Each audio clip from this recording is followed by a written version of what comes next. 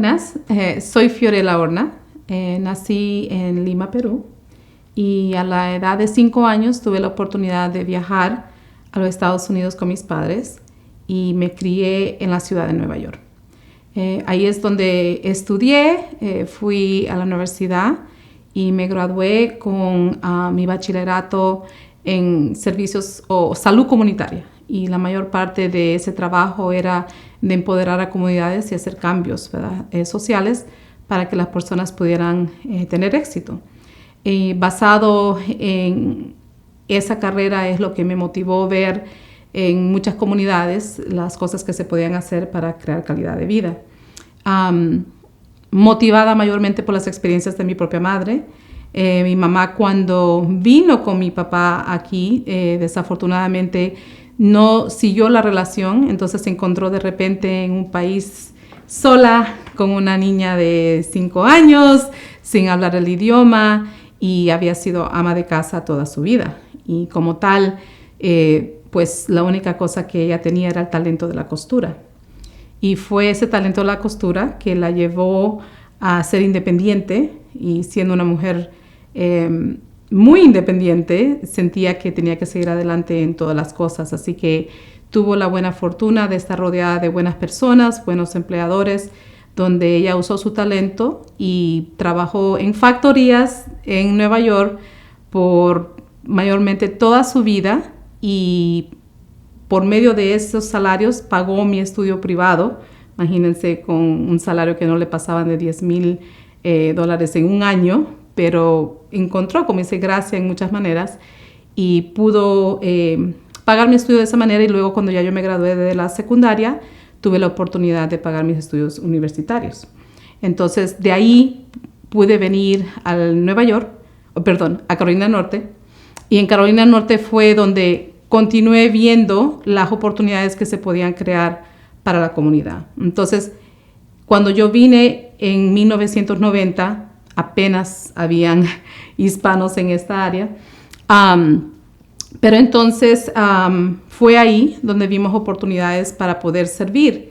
Y muchas de las mismas experiencias que mi mamá había experimentado, por ejemplo, el estudiar inglés toda su vida, el tratar de pagar por arriendo con un salario pequeño, a veces la injusticia de otras personas que se querían llevar a coger ventaja de personas que no entendían ciertos sistemas. Eso me ayudó a ver que aún en Carolina Norte estaba pasando en los principios, porque las personas no conocían esta comunidad. Entonces es así como me involucré con el trabajo comunitario, mayormente en el condado de Lee County, en Sanford, donde trabajé con madres solteras afroamericanas. Y en ese tiempo comenzó a crecer la comunidad hispana en esa área, y empecé a involucrarme en crear cambios sistémicos en el departamento de salud donde trabajaba ahí, para crear oportunidades para latinos. Entonces comenzaron a emplear personas bilingües, empezaron a crear programas donde los latinos podían llegar, pero mucho de mi enfoque era el trabajo entre las comunidades para mejorar calidad de vida entre madres solteras afroamericanas. Esas alianzas entre la universidad, el departamento de salud y la comunidad creó una plataforma donde entonces se podía aprender cómo hacer esos cambios para latinos. Cuando salí del departamento de salud, me reclutaron para trabajar en el estado, y en el trabajo del estado, donde mayormente hice el trabajo de crear conciencia sobre la comunidad hispana, mayormente en colaboración con muchos de mis colegas que muchas personas conocen, como Gabriela Zavala, que creó currículos para educar a las personas sobre la cultura latina y de las oportunidades que latinos podían crear. Entonces fue así que eventualmente comenzamos a trabajar con otras organizaciones, con otros líderes comunitarios. En ese tiempo el pueblo estaba más involucrado en cuanto al trabajo de hacer cambio de políticas, había movimientos en la comunidad, había educación en la comunidad. Entonces esos movimientos ayudó a crear cambios, y había una presencia muy grande de la comunidad hispana. Había mucha educación comunitaria en ese tiempo, y tuve la oportunidad de ser directora de un sin fin de lucro, donde entonces creamos servicios directos a la comunidad para crear ese mismo nivel de empoderamiento. De ahí tuve la oportunidad de continuar mi trabajo con el Estado. Trabajé por un tiempo con los trabajadores agrícolas, entrenando doctores y otras personas en cómo salir a hacer trabajo entre los campos y de la misma manera crear oportunidades para trabajos agrícolas, peleando por los derechos de trabajadores agrícolas y creando oportunidades para que tuvieran mejor salud. Había muchos daños o lesiones que ocurrían por el trabajo, haber sido expuestos a tóxicos, ¿verdad? Todo ese tipo de cosas afectaba a la comunidad. Entonces, trabajábamos para crear conciencia sobre esto. Eventualmente me jubilé del trabajo del Estado y tuve la oportunidad de crear una compañía de consultora, donde ahora mismo soy consultora de organizaciones sin fines de lucro, mayormente organizaciones que trabajan con comunidades que son llamadas minoritarias, ¿verdad? Pero para dar la misma oportunidad. Entonces ayudo a las personas o estas organizaciones a crear estrategias, a recaudar fondos, a crear programas que hacen un avance en la comunidad hispana. Y es el trabajo que hago ahora mismo. Bueno, aunque me jubilé, no realmente paré de hacer el tipo de trabajo que me gusta, ya que siento que mi jubilación me dio más libertad de hacer el trabajo. Cuando uno trabaja bajo sistemas como gobiernos, hay ciertas reglas que uno tiene que seguir, ciertas limitaciones de lo que uno puede o no puede decir y hacer. Y entonces, mientras que podía hacer mucho de mi trabajo por medio de mi trabajo, de mi empleo, el poder jubilarme me dio la oportunidad de tener la libertad de hacer y decidir sin limitaciones. Y aunque la jubilación me ha dado esta libertad de poder viajar y hacer otras cosas que me gustan, pasatiempos que me gustan, puedo realmente llevar a cabo la visión de mi misión personal. Entonces, para mí, no podría continuar viviendo una vida de jubilación contenta y no recordar las historias y las experiencias que muchas personas compartieron conmigo. Quizás eso me emociona un poco.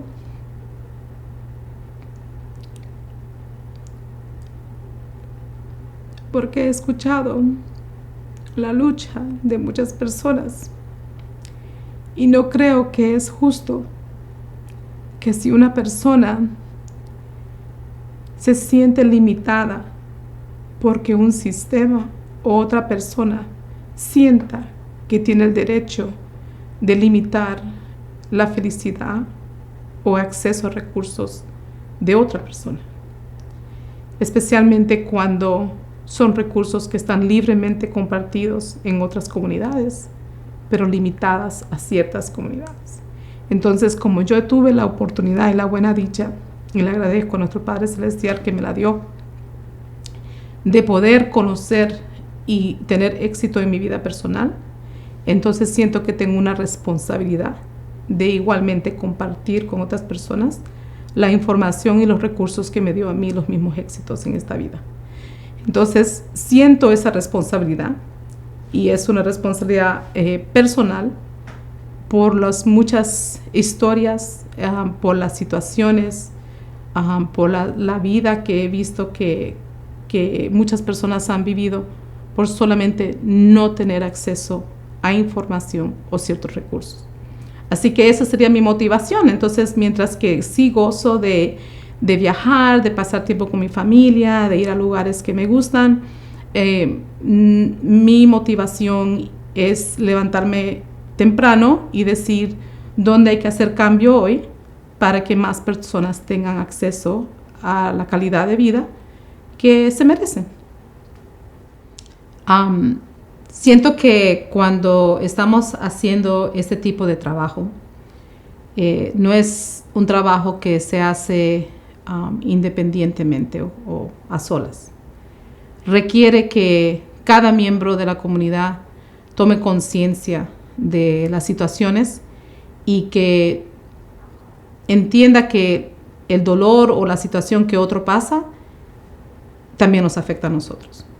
A veces sentimos que si a X persona le ocurre algo, a mí no tiene que ver porque eso no tiene que ver conmigo. Pero la realidad es que cuando una persona o un sistema siente que puede hacerle algo a otra persona, resulta que eventualmente nos va a pasar a nosotros, ¿verdad? Entonces, no podemos quedarnos callados en la vista de una injusticia y tenemos que inmediatamente llamar la atención, ya sea al individuo o la organización o el sistema o la política que está creando el cambio o el daño o la opresión a la persona o una comunidad. Y hay que hacerlo inmediatamente, porque cuando uno deja que pase el tiempo, lo que ocurre es que simplemente sienten que pueden, que es algo que es su derecho. Entonces, siento de que hay varios niveles de impacto y de cambio. Particularmente, primero, tenemos cada uno de nosotros de hacer un análisis personal y decir, estoy haciendo todo lo que puedo hacer. Y no buscando salir adelante a costo de otra persona. A veces, cuando tenemos ciertas oportunidades, sentimos que ya yo llegué o llego a pesar del otro y no tenemos como esa conciencia de ver que yo llegué a donde llegué por otra persona, ¿verdad? Por lo que sea que compartió conmigo, ya fue su información, su anhelo, su tiempo, lo que sea. Entonces tenemos a nivel personal de hacer evaluación, he hecho todo lo que puedo hacer, y si la respuesta es sí, he hecho todo lo que puedo hacer, entonces, ¿qué pasa? ¿Qué falta?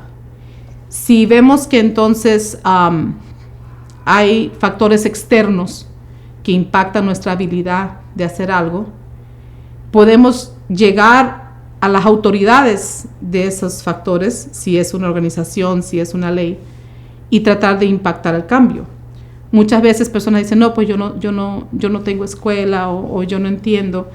Eso realmente no tiene que ver, porque es ahí donde, agrupándonos con otros, cada uno trae su talento, aporta su información, aporta las redes de amistades que tengan o sus recursos financieros, y juntos entonces se trabaja, ¿verdad?, en el cambio que se puede llevar a cabo.